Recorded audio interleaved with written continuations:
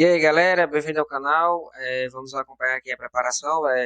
Logo o jogo, logo mais, né? Lembrando que o jogo é às 8h30 da noite. Direto do Maracanã, Flamengo e São Paulo. O Flamengo vai enfrentar seu ex-treinador, né? O Dorival Júnior, que foi mandado embora covardemente, né? Pela direção do Flamengo. E pelo presidente Landim, né? Que foi dessa palhaçada todinha e a gente tá vivendo, colhendo os frutos, né? Dessa sacanagem que fizeram. Segundo treinador já esse ano e tá aí. Eliminado da Libertadores, os jogadores jogam quando quer, faz corpo mole, comissão técnica é uma bagunça, dá soco em jogador, o jogador faz birra, tá um verdadeiro pandemônio, né? A equipe do Flamengo. E agora essa tragédia, né, que foi a eliminação para a Libertadores. Crédito SPN, o link vai estar na descrição. Vamos acompanhar aqui toda a repercussão do Flamengo, tá certo? E se é novo por aqui, não esqueça de deixar o like, se inscrever no canal, vai ajudar bastante. Vamos pro vídeo. Mas a temporada do Flamengo, que já trouxe outras decepções, são 5 títulos que ficaram pelo caminho. A diretoria, que se acostumou a fazer um rodízio de treinadores, volta a sofrer pressão. Crise que afeta também os jogadores. Sampaoli. Em 30 jogos, o treinador levou a campo 30 times diferentes. O sonho de disputar o título, jogar a final da Libertadores 2023 no Maracanã, acabou. Pela frente, esse Flamengo ainda tem um caminho de incertezas.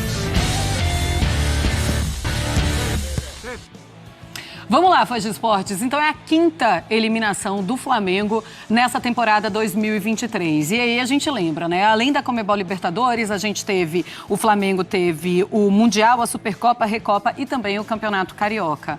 André Kfouri, como é que você consegue enxergar ou como é que o torcedor consegue entender uma temporada tão abaixo do Flamengo? Acho que não dá para entender, Marcela. Não dá, não. A temporada 2023 do Flamengo é uma temporada desastrosa. Eu acho que essa é uma boa forma de qualificar. A gente vinha conversando há algum tempo a respeito, e a matéria que a gente colocou no ar agora, da Roberta, também falou sobre isso. Os títulos que o Flamengo disputou no início da temporada, e como se sabe, não venceu nenhum. Só que o futebol ele é muito generoso, né? Esses troféus, eles foram troféus que o Flamengo conquistou o direito de disputar por causa do que tinha acontecido na temporada anterior. E aquilo que seria jogado em 2023 ainda nem tinha começado, praticamente, quando o Flamengo teve essas decepções todas. Assim, então tudo estava à frente do Flamengo para, em 2023, poder construir uma temporada vencedora, que obviamente era o objetivo de uma equipe tão qualificada, com tanto investimento e com tantas possibilidades como o Flamengo tem. Só que aí acontece o que aconteceu na noite de ontem. O jogo em si, ele é uma história. As razões que levaram, que trouxeram o Flamengo até essa eliminação tão surpreendente e tão desagradável, tão frustrante, tão triste, tão feia, isso sim é importante. O jogo em si é uma coisa. Aquilo que trouxe o Flamengo até esse momento é mais importante do que a eliminação. E se trata do colapso completo do departamento de futebol. Completo. Quando um time como o time do Flamengo, alguém poderá dizer, mas fulano não joga mais tão bem, mas ciclano já está na fase decadente da sua carreira, mas Beltrano não entrega mais o que entregava antes, mas tem que mandar todo mundo embora, esses jogadores mais antigos do Flamengo. Tudo isso pode ser discutido, mas quando uma equipe como a do Flamengo, com a quantidade de talento e potencial, com esta comissão técnica, com as capacidades que o técnico Jorge Sampaoli tem, quando todo mundo junto faz o papel que o Flamengo fez ontem em Assunção, no Paraguai, é porque a situação, o ambiente, em suma, o departamento de futebol está em completo caos. E aí as responsabilidades precisam ser compartilhadas e as responsabilidades sempre vêm de cima para baixo. O Flamengo tem que repensar a sua maneira de tocar o clube, o Flamengo tem que repensar as pessoas que tocam o clube, o Flamengo tem que fazer uma reflexão muito profunda que eu não acho que será feita. Não tenho essa expectativa porque os clubes, especialmente aqueles de massa, eles são organismos eminentemente políticos, apesar de serem instituições esportivas. E é justamente a questão política que faz com que esses desastres, porque é um desastre, aconteçam.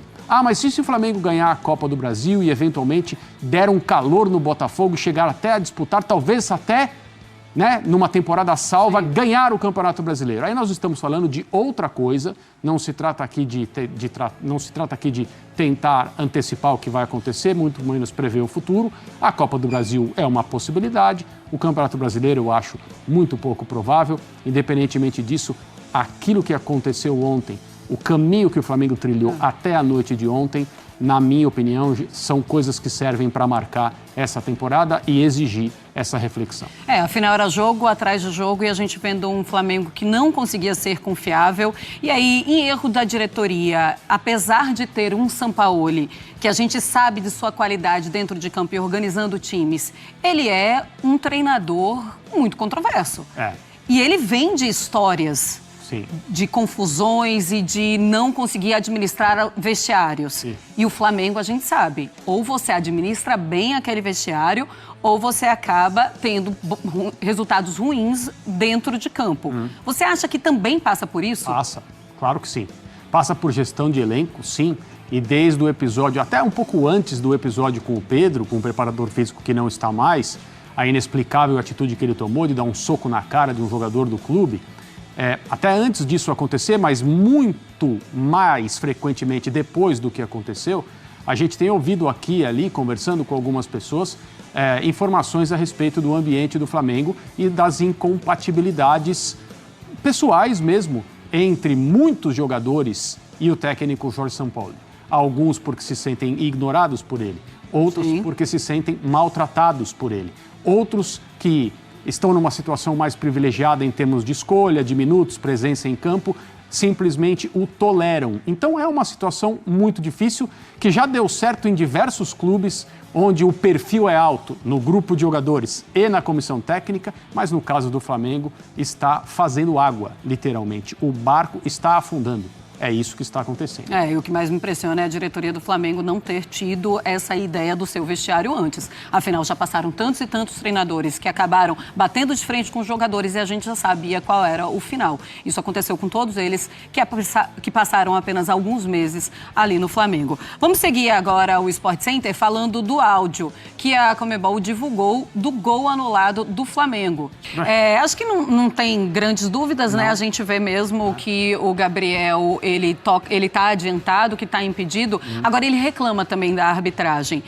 Você concordou em algum momento que a arbitragem pode ter prejudicado esse Flamengo? A arbitragem do jogo foi ruim, mas não dá para dizer que foi uma surpresa, porque esse árbitro, ele é um mau árbitro. Esse árbitro, ele é uma dessas figuras da arbitragem aqui na América do Sul, que parecem perenes, porque recebem oportunidades atrás de oportunidades, quase sempre de alto perfil, e assim, do ponto de vista do seu desempenho, não justificam tantas escolhas, tanto cartaz. Ele é um mau árbitro, é um desses árbitros que gostam de ser protagonistas em campo, gostam de aparecer, o que deveria ser a primeira regra da atuação de um árbitro, é não ser visto, não ser percebido. Este árbitro, Vilmar Roldán, ele gosta de ser visto, ele quer ser percebido. Ele quer ser um participante atuante do espetáculo. Ele faz isso e ele sempre foi assim.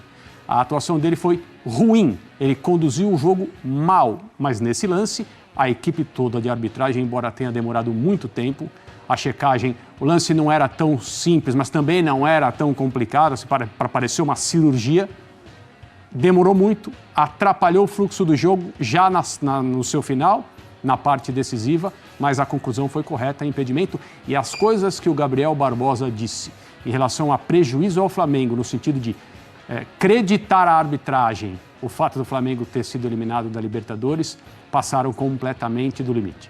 E aí, galera, só para concluir, né, passar aqui a escalação do Flamengo, né, a provável escalação para enfrentar o São Paulo.